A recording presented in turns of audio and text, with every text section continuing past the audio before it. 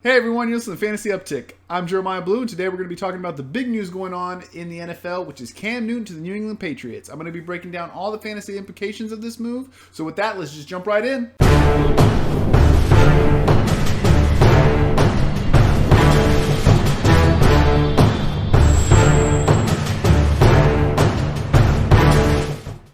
So it's been 2 days really since we heard Cam Newton to the Patriots.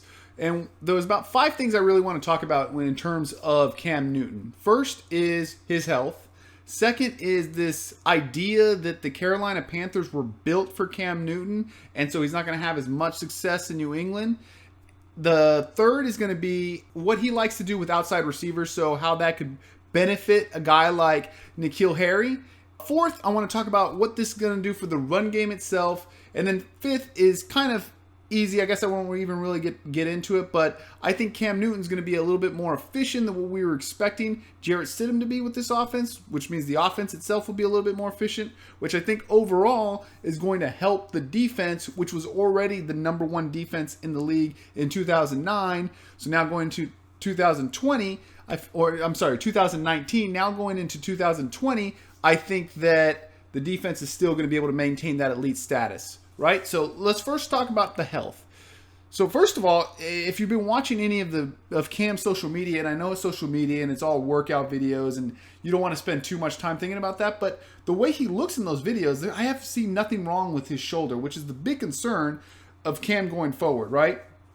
And even people like Stephania Bell have already come out and said that based off what she sees, there's just really no way that he can have real shoulder issues and be doing some of the stuff that he's doing in those videos. So, I mean, she knows way more about it than I do, so I'm going to side with her, who's got a doctor's degree. So, like, again, I think that Cam Newton is coming in healthy. So, at least that's the way I'm going to approach it going into my fantasy drafts. If he's not healthy and I'm wrong about that, then I will eat that loss, is basically what I'm going to say. So, right? So, I'm going to assume he's healthy going into the season. Again, he's going to come in for the preseason. And if he's not healthy, Bill Belichick will end up cutting him prior to that because that's basically the way his contract's built. He can be cut in the preseason. I think he's coming to the Patriots to start. I know that a lot of people are talking about Jarrett Stidham and Cam Newton being the backup. I just think that's kind of unrealistic. Jarrett Stidham, that's just setting him up for failure. I think you could do it the other way around where you bring in Cam Newton and then Cam Newton struggles and then bring Jarrett Stidham in because then Cam Newton has already showed that he kind of struggled early in the year.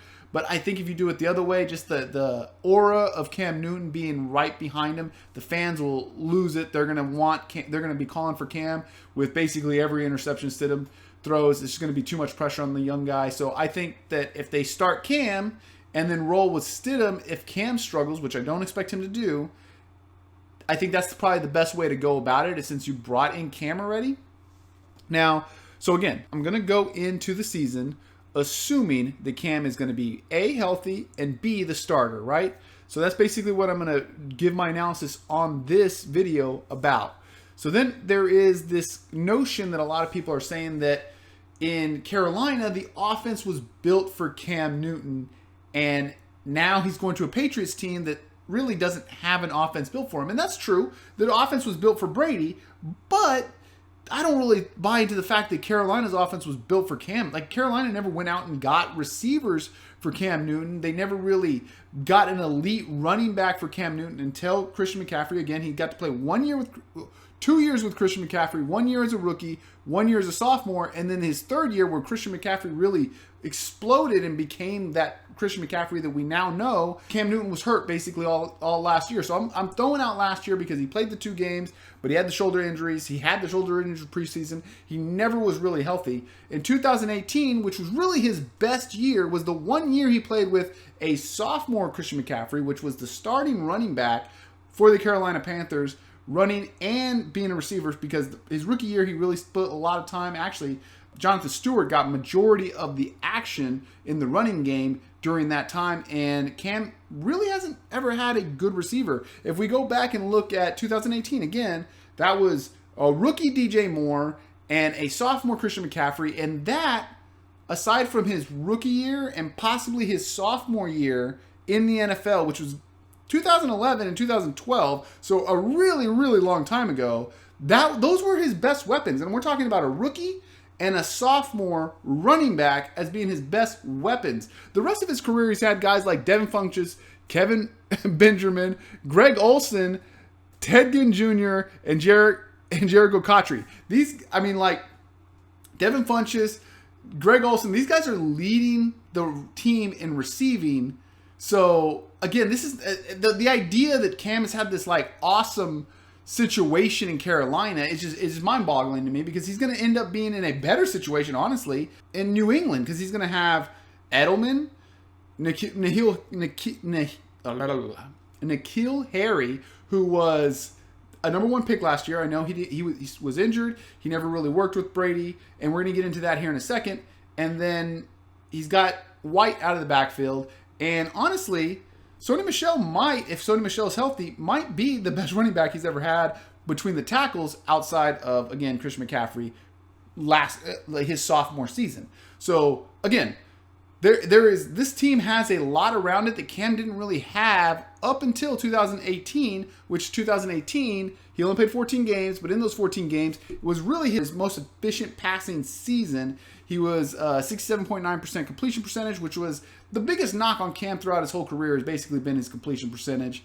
He's always been a runner, so he's gonna bring that element to the offense.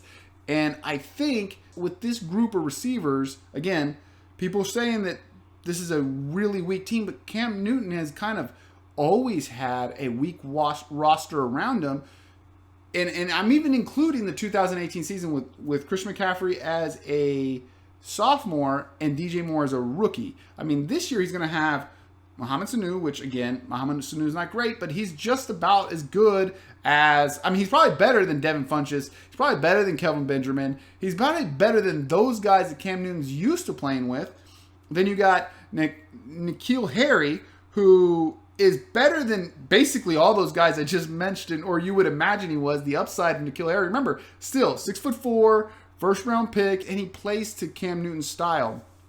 The third point I was going to make is how the difference of styles between Cam Newton and Tom Brady. Now, we can't really compare it to Jarrett Stidham because we don't actually know the type of quarterback that Jarrett Stidham was going to be.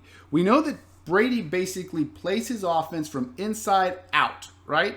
Cam Newton, outside of the 1 year with Christian McCaffrey where he dumped into the running back constantly, and again, a lot of people are going to be like, oh, this means big things for White, because the last thing that they remember is that Cam Newton was throwing the ball to Christian McCaffrey in 2018. The truth is, they really didn't have anybody else. They had a rookie receiver named DJ Moore and no one, and Christian McCaffrey. So, of course, they fed Christian McCaffrey, the sophomore running back, in 2018. But if you look at the rest of Cam Newton's history, Cam Newton really isn't a guy that likes to dump the ball off to his running backs. Cam Newton likes to work outside in, almost completely opposite of Tom Brady. In fact, if we're just talking about it, when it comes to two quarterbacks, you cannot find two quarterbacks that are further apart than Brady and Newton. Maybe Lamar Jackson and Brady, but it's going to be tough. Cam Newton basically works outside in. He likes to throw the ball to his tight end, which there's not really a tight end to throw the ball to in New England right now, but they do have their receivers. They have Edelman, they have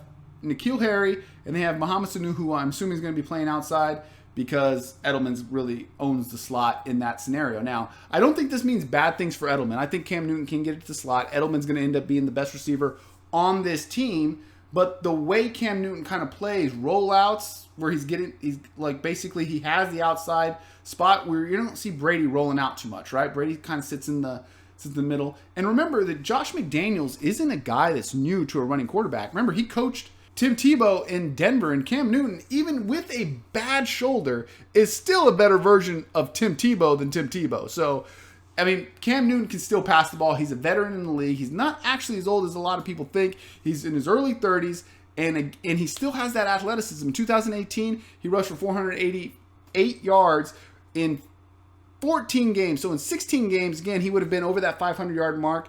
And if he truly is, and again, 2018 is essentially when he started becoming a little banged up. And in 2018, even though he had those more efficient passing year, he started getting hurt in 2018. He was playing through injury. That's the thing that a lot of people forget, is like when people are knowingly playing through injury and they're not playing up to what everybody expects them to play, but since they're playing through injury, I mean, at the time we remember, but then 2 years down the road, we just look back at the numbers and go, oh, he was just terrible. He's not as good as he used to be.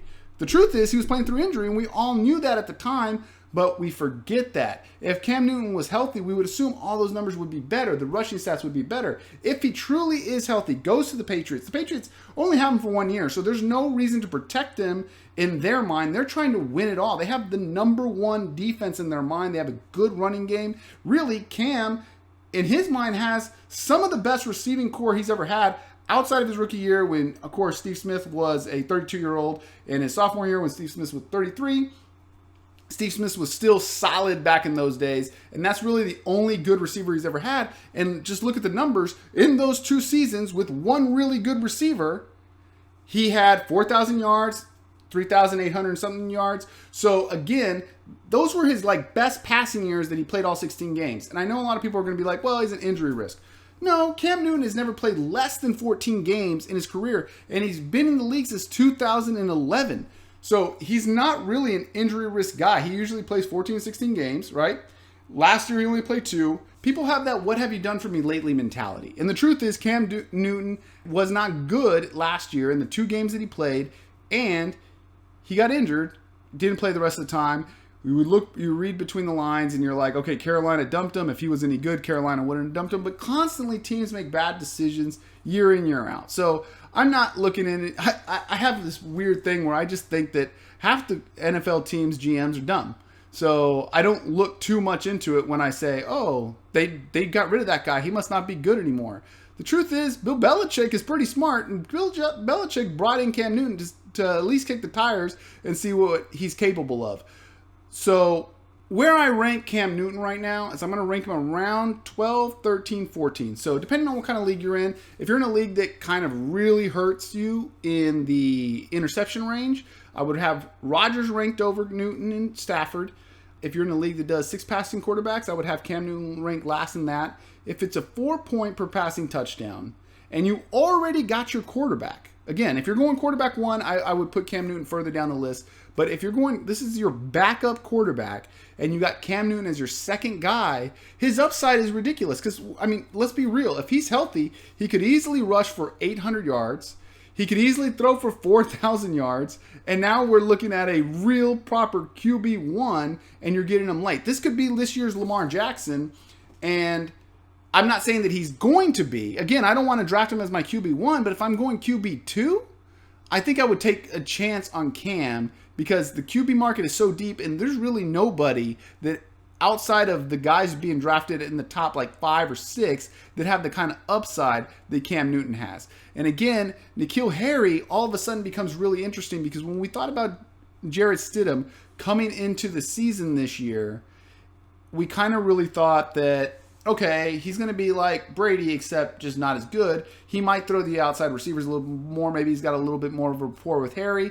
He's probably going to hit Edelman. He's probably going to do the White. He's probably going to throw it short to White. That's the system, right? Well, we know Cam Newton doesn't really fit into that system.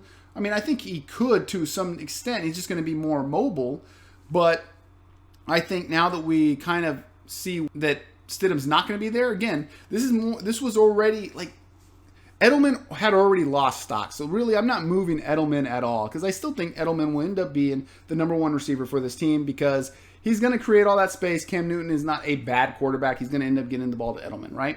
I think that White's still going to have a role, but he was already going pretty low in drafts, and if he moves up at all, it was based on the fact that Sony Michel has already been dealing with injuries this offseason. So obviously, was he going to be able to play? And then we have N'keal Harry, I said I'd bring him up. Sanu, I'd bring him up a little bit too, but I'm probably not going to draft Sanu in any kind of league. And honestly, N'keal Harry is going to be hard to draft in anything but a super deep league. But he's a high upside guy. You know, N'keal Harry is one of those guys, got high upside guys, but the receiving position just in general is so deep. There's so many high upside guys. I talk about Jalen Reagor and Henry Ruggs and Desean Jackson and these guys that just got all this upside in the world, and they're going on undrafted in a lot of these thinner leagues. So again, N'keal Harry, I'd put him in that list with those guys, but I'd probably take a lot of those guys over him, because even though there's a lot of upside, I think the floor with some of the guys I just mentioned are a little bit higher. And then we go to the running game and how Cam Newton really affects the running game. Well, with running quarterbacks, they basically force everybody on the outside to play containment. So what that's going to do is that's going to open up a little bit of room up the middle, and those gaps are going to be a little bit bigger than they usually are. Even if you look back to the last 2 years with Christian McCaffrey, his sophomore season he averaged 5.0 yards a carry, and last year he averaged 4.8 yards a carry. So with Cam Newton in 2018, he was more efficient in the running game than he was last year when he had his big breakout and was basically the number one running back in the NFL. That's because of what the Cam Newton effect. Right now, I will say there is a chance that, I mean, it's not a chance. It's going to happen. Cam Newton's going to get a lot of rushing touchdowns too. So he's going to eat into Sony Michel's rushing touchdowns, but Sony Michel's going to have a more efficient running game. The running game is going to be better with Cam Newton. I think the Patriots are kind of already shifting with a lot of the moves that they made in the offseason with the offensive line to become more of a run team. They were already trying to become more of a run team with Jarrett Stidham taking over. So I do think that this team is just as built for Cam Newton as the Carolina Panther offense was. And again, we already talked about how Josh McDaniels has experience with a running quarterback, right?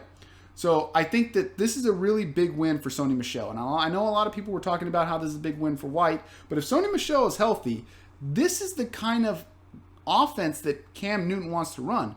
A run-heavy offense. This is what he brings to the run games. Defensive ends are not going to be able to collapse the pocket the way they did against Brady because there was no fear that Brady was going to do a quarterback keeper and take it out the backside and take it down the field for 20, 40 yards, you know? So, whereas Cam Newton, there is that threat. So they're going to have to play conservative. They're going to have to ensure that they don't give up the big play, which is going to allow Sony Michel a few more gaps to make rooms to run. And I think they're going to force the run a little bit more with Cam Newton at the helm. And that's basically my analysis. I think that, again, Sony Michel could be the big winner in this. He's going to eat into his rushing touchdowns, but we already know that he's going to end up getting the ball 250 times this year via handoff. And if the offensive line is improved in the running game, based on the Cam Newton effect, he's going to be one of those guys that, again, benefits from this.